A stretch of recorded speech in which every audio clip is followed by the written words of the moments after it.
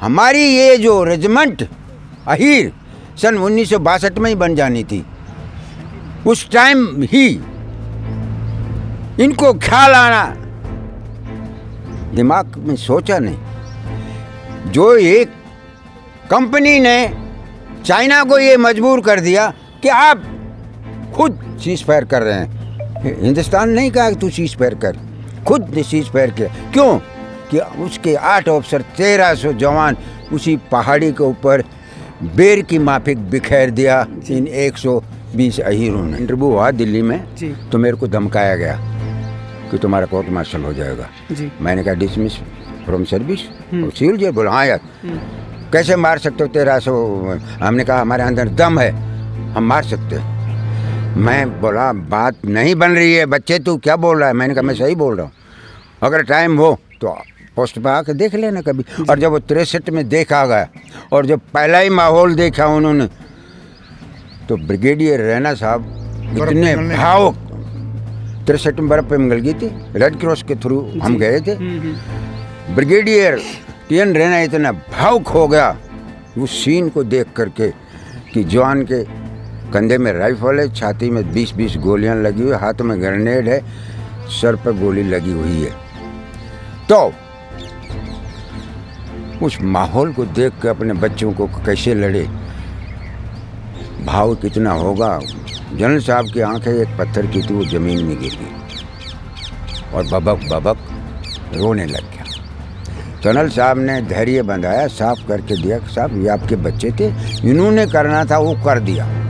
मैंने कहा सर ये पोस्ट एक है, ये हाथ हमारे नहीं, ये चाइनीज के पड़े, हमारे हाथ सबके बाजू में लगा हुआ है। ये नरसिंह अस्पताल दहिया है जो कि एएमसी का है, पूरी प्लाटून को पट्टी मरहम कर रहा है, आखिर में इंजेक्शन है और छाती में गोली और शहीद हो गया है। जो कौम अपने देश के लिए और अपनी मातृभूमि के लिए जो शान से अपनी जान, अरे इतने बच्चे छोड़कर चले गए, वो थे योद्धा। और हमें तो ये उम्मीद है कि भाई जब तक आई रेजिमेंट नहीं बनेगी ना, तब तक हम तो जिंदा रहेंगे। देखिए साहब, एक ने 10 को मारा फिर भी गिर गए होश गवा के। और मेरी बहन लता जी ने ये गाना गाया भी है, लेकिन यहाँ पर भी गाना उस कमी छोड़ते हैं जी, पूरी उस लड़ाई को शूट करता है। क्या क्या कमी मानते हैं उसमें कमी, जाट गुजर सब कुछ आ गया, लेकिन हीर का उसमें नाम नहीं है। ठगा सा महसूस करते हैं? बिल्कुल, दोनों चीज़ में, हकीकत फिल्म में और इस गाने में। मैंने हकीकत फिल्म अदम में छोड़ दी थी, नहीं देखूंगा नहीं वो। क्यों?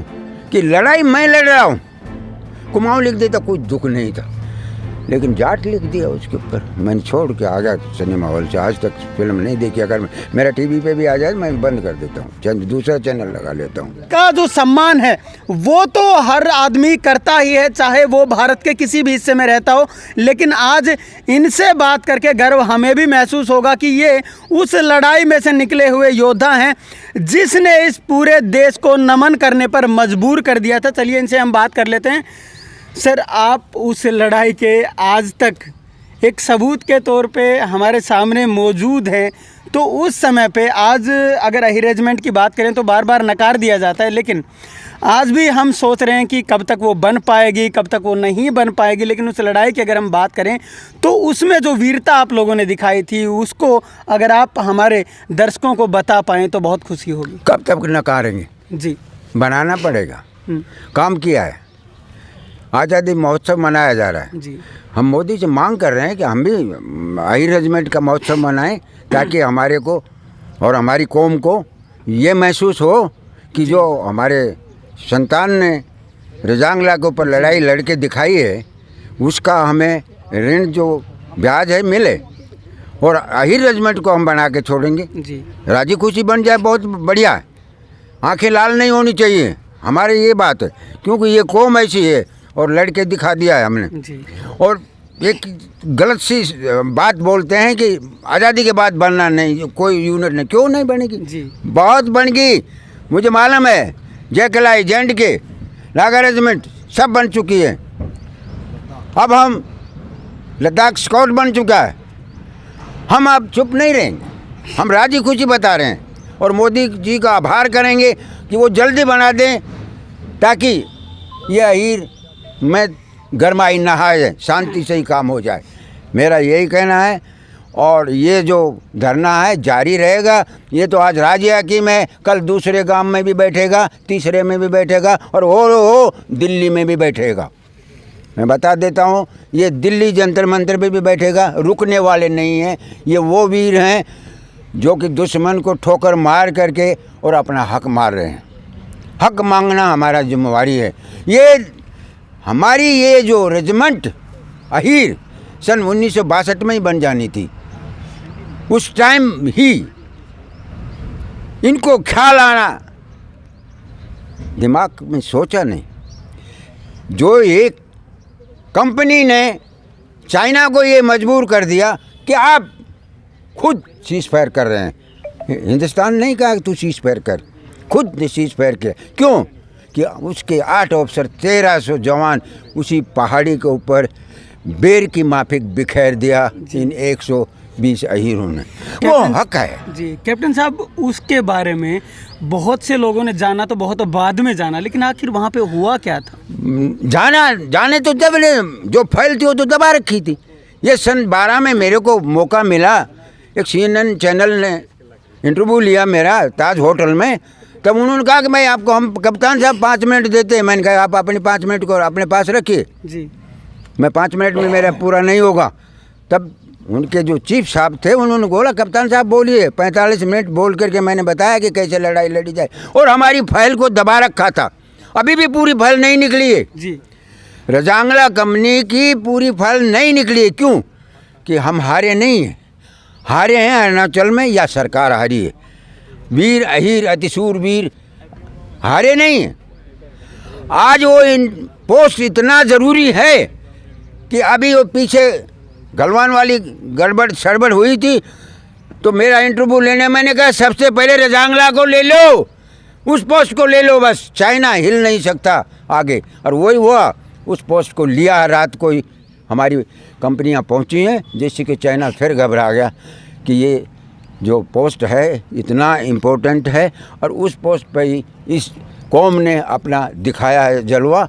और हमारी मांग है कि इस जलवे का ब्याज हमें मिलना चाहिए और आज से नहीं, ये सन 62 में ही मिल जाना चाहिए था। कैप्टन साहब, आप लोग सिर्फ 120 और सामने की सेना का सैलाब पूरा का पूरा, तो उस समय दिमाग में क्या चल रहा था? और जो लड़ाई इतनी ज़बरदस्त आप लोगों ने की वो किसके बलबूते की? देखिए साहब, ये लड़ाई एक बहुत बड़ी टैक्टिस होती है और जो टैक्टिस में माहिर है वो हमेशा लड़ाई में जीतता है।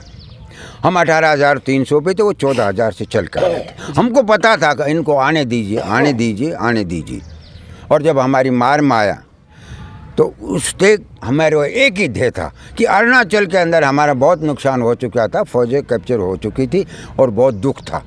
और लद्दाख के अंदर पहला ही वो अटैक था और पहला ही अटैक में हम ये चाह रहे थे कि इसको मुँह तोड़ ऐसा जवाब दे दे कि एक अहीर की कंपनी भी यहाँ, एक बटालियन की चार्ली कंपनी है जो आपको 1 इंच ज़मीन नहीं देगी, आपको उल्टे मुँह डाल देगी यहीं पर। और वही हमने करके दिखाया जी। हमने तो सिर्फ सुना है, आप लोगों ने तो करके दिखाया है। एक एक ने 10-10 को मारा, ये आज भी यहाँ पे बोला जाता है और उसी टुकड़ी के बारे में बोला जाता है। देखिए साहब, एक एक ने 10-10 को मारा, फिर भी गिर गए होश गवा के जी। और मेरी बहन लता जी ने ये गाना गाया भी है। लेकिन यहाँ पर भी गाना उस कमी छोड़ते हैं जी, पूरी उस लड़ाई को शूट करता क्या, है। क्या क्या कमी मानते हैं उसमें? उसमें कमी जाट गुजर सब कुछ आ गया, लेकिन हीर का उसमें नाम नहीं है। ठगा सा महसूस करते हैं? बिल्कुल, दोनों चीज़ में, हकीकत फिल्म में और इस गाने में। मैंने हकीकत फिल्म अदम में छोड़ दी थी, नहीं देखूंगा नहीं वो। क्यों? कि लड़ाई मैं लड़ रहा हूँ। कुमाऊँ लिख देता कोई दुख नहीं था, लेकिन जाट लिख दिया उसके ऊपर, मैंने छोड़ के आ गया सिनेमा हॉल से। आज तक फिल्म नहीं देखी। अगर मेरा टीवी पे भी आ जाए मैं बंद कर देता हूँ, दूसरा चैनल लगा लेता हूँ। ये बहुत ज़रूरी है इसलिए।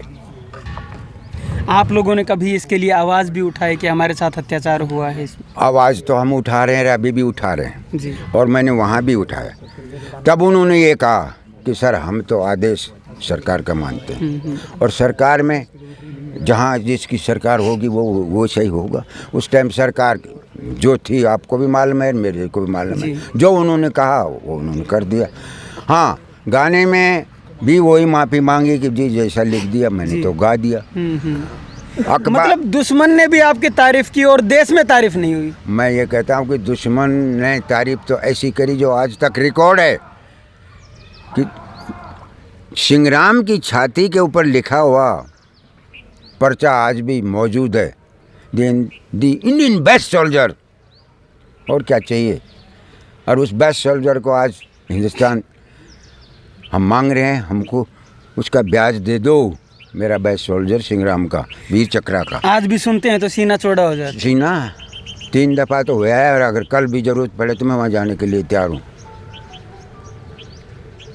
वो मेरे अजीज़ हैं, मैं उनकी व्याख्यान करने के लिए ज़िंदा हूँ, ना कि और किसी चीज़ के लिए। और मैं आज ये वादा करता हूँ अपनी कौम के सामने कि अहीर रेजिमेंट और अहीरवाल रेजिमेंट या तो एक ही मांग रहे हैं, नहीं अब 2-2 देना पड़ेगा आपको, 2-2 देना पड़ेगा सरकार को। मैं वार्न दे रहा हूँ, आप बिल्कुल आप चैनल पर आउट कर दीजिए। अच्छा, उस समय की अगर हम बात करें, क्योंकि बहुत से लोग आज भी नहीं जानते, मैं सच बता रहा हूँ कि बहुत से लोगों को आज भी नहीं पता है, और आप ही कुछ चुनिंदा लोग थे जिन्होंने बाहर आके वो बातें बताई थी कि कहाँ पे कैसे क्या हुआ, रातों रात ऐसे जो आपके सहयोगियों की बॉडियाँ थी वो किस प्रकार से ट्रिगर के ऊपर हाथ यूं का यूं रखा हुआ, तो उसको आज भी सोचते हैं तो क्या रोंगटे खड़े हो जाते हैं? मैं ये बताता हूँ कि उस टाइम ब्रिगेडियर TN रैना जो बाद में chief of the army staff बना, जब उस डेड बॉडी को देखा, उससे पहले मेरा इंटरव्यू हुआ दिल्ली में जी। तो मेरे को धमकाया गया कि तुम्हारा कोर्ट मार्शल हो जाएगा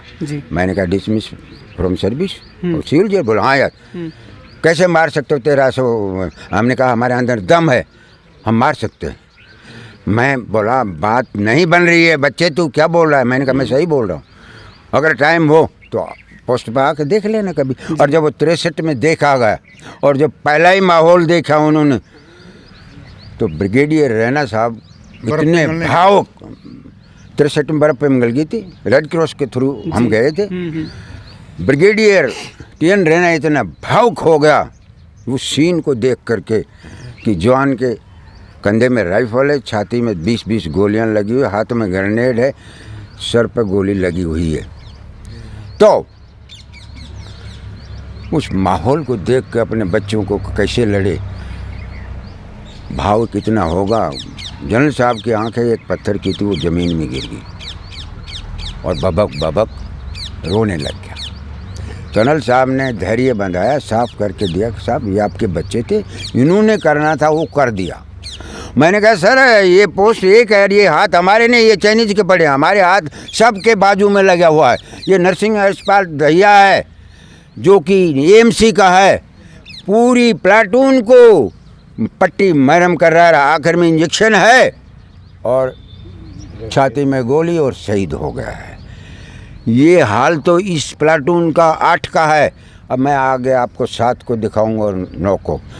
पूरी टीम नाटकी दिल्ली से गया, बस आगे देखा नहीं जाएगा हमको, कि इसी से हमको पता चल चुका है कि इस कौम ने क्या किया। इस 114 ब्रिगेड की 13 कुमाऊँ की चार्ली कंपनी ने कैसे लड़ाई लड़ी, ये हम समझ गए हैं। आगे ये सीन हमसे नहीं देखा जाएगा।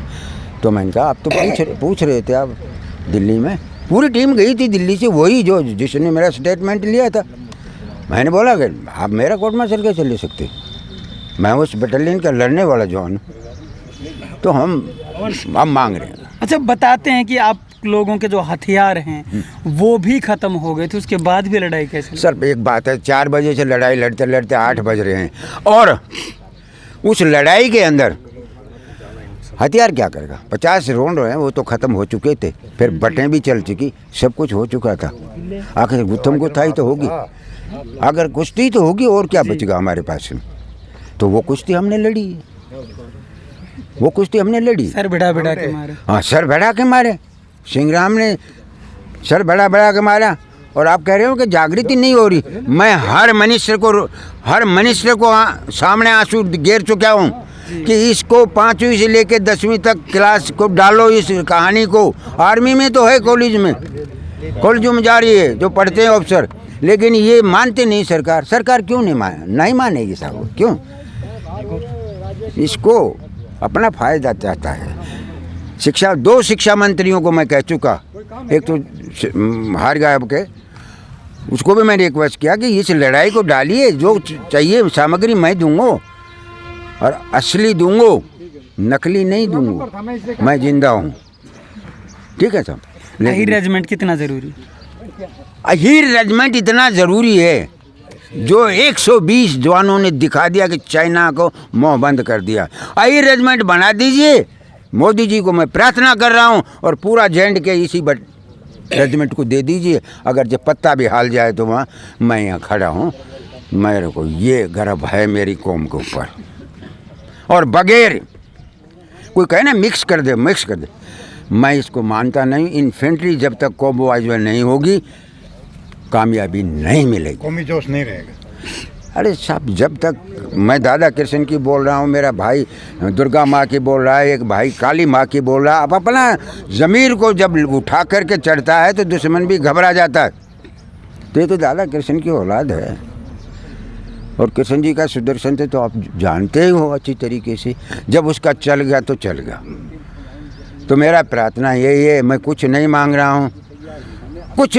हूँ, ना मैं पीछे भी मांगा का किसी से भी, आज भी यही मांग रहा हूँ कि बच्चों के लिए और देश के लिए ये अहीर रेजिमेंट बनाना अनिवार्य है। निहाल सिंह जी भी हमारे साथ में मौजूद हैं। निहाल सिंह जी, आप बताएं, आप भी उस लड़ाई के अंदर मौजूद थे, तो कैसा वहाँ का जो घटनाक्रम हो कैसा रहा था? आज भी याद करते होंगे। भाई साहब रामचंद्र और मैं तो एक साथ थे, मेजर साहब के साथ। जो ये तो भाई बात ये है, जब तक बच्चा ना रोए ना, इतने तो माँ भी अपना धंधा में लगी रहेगी। भाई हम अपना हक मांगता हैं, और हमारा हक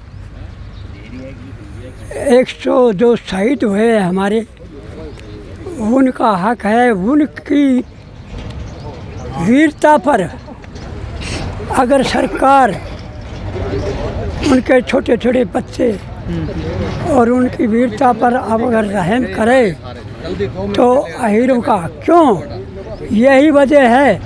अगर भाई अहीर तो अकड़ के चल रहे भाई। आज जमानो यो से देखा पाँव में पाग मसला वो, और सिर टका गो देखा पाँव में, भाई वो जमानो रहे। भाई जो कौम यूँ शान से रहेगी तो वो दादा कृष्ण और ये मातृशक्ति उस कौम को और उन वीरों को ये रास्ता दिखा गए। हमारे शहीद हुए वो रास्ता दिखा गए। अग भाई पूरे वर्ल्ड में, अग हिंदुस्तान में और नहीं पूरे दुनिया में अग अहीर भी कोई जाति है। लेकिन बात तो असलियत से भाई जो अकड़ के चल लगो ना, वो तो दुश्मन से भाई जो पाग मसलाएगो और जो धो खाएगो ना, ये नेता हमारा भाई। इब क्या करना चाहिए बाबा? ये तो यो करना चाहिए। अग भाई ऐसा नेता बनाओ अग जो वोट जाए का नर पाँव में ना पड़े। संसद में जाएगी। हाँ भाई, पाँव में ना पड़ेगा ना, मैंने कौन याद करेगा? अरे जा भाई, जो कौम अपने देश के लिए और अपनी मातृभूमि के लिए जो शान से अपनी जान, अरे इतने बच्चे छोड़कर चले गए। वो थे योद्धा। और हमें तो ये उम्मीद है कि भाई जब तक हाई रेजिमेंट नहीं बनेगी ना तब तक हम तो जिंदा रहेंगे। ये भाई साहब और हम ये सब जिंदा रहेंगे। हम अपना हक मिल जाएगा उस दिन पता नहीं कहाँ होंगे। हमारे जब तक शरीर में दम रहेगा जब तक है भाई कैद कर दिया इस भाई साहब के शरीर में गोलियाँ। पता नहीं कोई ऐसा हमारा भाई नहीं था जिसके पीठ में गोली लगी। सबके ये पहले निशान है। एयर बुस्ट जो जहाज ने किए दुश्मन के ने वो भी उनके भाग की बात थी। अब वो भी पीठ में नहीं लगे, ऊपर फट गया, वो भी सर में ही लगा है। और ये तो मैं क्या बताऊं भाई साहब, मैं तो कैद हो गया था, ये हाथों में गोली लगी। ये और मैं मेजर साहब के साथ थे। साहब के गोलियां लगी हुई हैं, देखो दिखाओ, ये भी देखो ब्रुश लगा हुआ है, बताओ पार किया हुआ है। अभी गोलियां हैं वो हाथों के अंदर लगी हुई हैं। हाँ, अभी भी निशान है उनके। और आज भी जो निशान है उधर तो मैं देख पा रहा हूँ इस हाथ के अंदर, तो यहाँ आप ना हो तो देख सकते हैं कि अभी भी जो निशान है वो मौजूद है। जी बताएं। ये निशान यहाँ लग कर गोली और ये पूरा यहाँ निकलेगी तो ये पोजीशन नहीं होगा, तो ये गोली यहाँ लग कर एरे से कैसे निकलेगी बताओ। वार कर रहा ये तो मौजूदा है। ये आलम जी का बट पकड़ रखा था, यहाँ लग कर ये निकलेगी। ये निकल गई। ये यहाँ भी जो गोली है वो निकली ये हुई है उस निकली समय थी। पे। ये तो बहुत बड़े निशान थे। जी और जब गोली लगी ना उस टाइम तो शरीर में ताकत थी, वो परमात्मा की देन थी। वो माताएं बहनें आज अपने बच्चों को और अपने ऐसी माताएं थी आगे जिसका शादी हुआ था। ये भाई साहब का मेरा तो शादी भी हुए टाइम पे ना हुए तो हमारे तो बाद में हुए। साफ तौर पे दोनों ही साहब बता चुके हैं कि किस प्रकार से जो लड़ाई है वो लड़ी गई थी और आज जो हाई रेजिमेंट है वो कितनी ज़रूरी है। और भी लोग मौजूद हैं, चलिए इनसे भी जान लेते हैं। तो आप क्या समझते हैं इसके बारे में? इतिहास इस बात का गवाह है। अगर महाभारत में भी अगर न्याय मिल जाता, पांडवों को उनका हिस्सा मिल जाता तो शायद महाभारत नहीं होता। जी। और जितना हमारे हीरो ने अपने देश के लिए, अपनी कौम के लिए जो बलिदान दिया है, उसके बेस पे बहुत ज़रूरी है कि हाई रेजिमेंट बनना चाहिए। जी। और इस हाई रेजिमेंट को बनाने के लिए राजियागी में हो, खेड़की दौला हो, और हर एक गाँव के अंदर भी हर जगह अब संघर्ष कर रहे हैं लोग। और मोदी जी न्यायप्रिय है तो उन्हें सोचना चाहिए कि जहाँ न्याय नहीं मिलेगा वहाँ फिर क्या होना है। तो इससे अच्छा तो न्याय यही नहीं है। मिलेगा तो कुरुक्षेत्र ही होगा। कुरुक्षेत्र ही होगा। न्याय नहीं मिलेगा तो कुरुक्षेत्र ही होना है। और कुरुक्षेत्र में कोई फ़ायदा नहीं हुआ, नुकसान ही नुकसान है।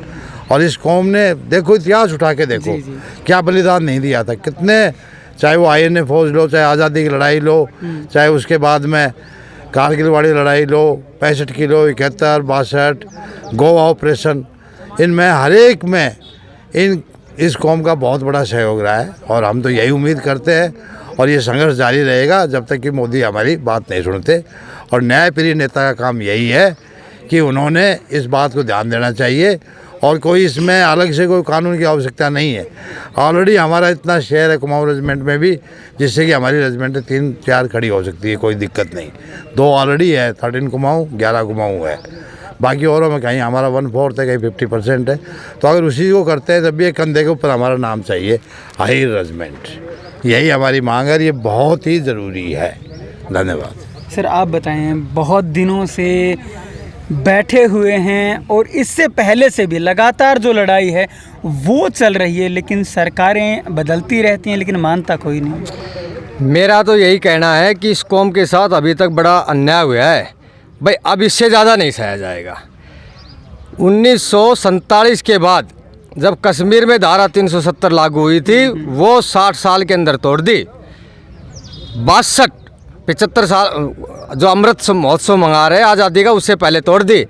और हमारे रजांगला के शहीदों की इस साल डायमंड जुबली है, तो हम चाहते हैं कि डायमंड जुबली से पहले हाई रेजिमेंट का गठन हो, ताकि हमारे उन 114 वीर हीरों को सच्ची श्रद्धांजलि मिले। मेरा तो यही कहना है। सम्मान मिले। बस जब ही उनकी आत्मा को शांति मिलेगी। और जो हमारी वीरांगनाएं अभी जिंदा है और जो 2 रजांगला के जिंदा सूरमा लड़ाई के अभी प्रेजेंट है, इनको भी जब ही आत्मा को तसल्ली होगी और ये आराम से अपने उत्तम लोक को जा सकते हैं जब इनके सामने अहीर कंधे पे नाम हो। तो अब साफ तौर पे चीज़ें यहाँ की समझ सकते हैं। और जिस प्रकार से हमने उस 1962 के युद्ध के समय की अगर हम बात करें तो उस समय पे जब जो 2 योद्धा हमारे साथ में आज भी मौजूद थे, कैप्टन रामचंद्र जी और उसके साथ में जो निहाल सिंह जी मौजूद थे, उन्होंने साफ तौर पे वहाँ पे बताया कि हुआ क्या था। और आज भी वो यही कह रहे हैं कि शरीर से सांसें उसी दिन निकलेंगी जब अहीर रेजिमेंट का गठन हो जाएगा।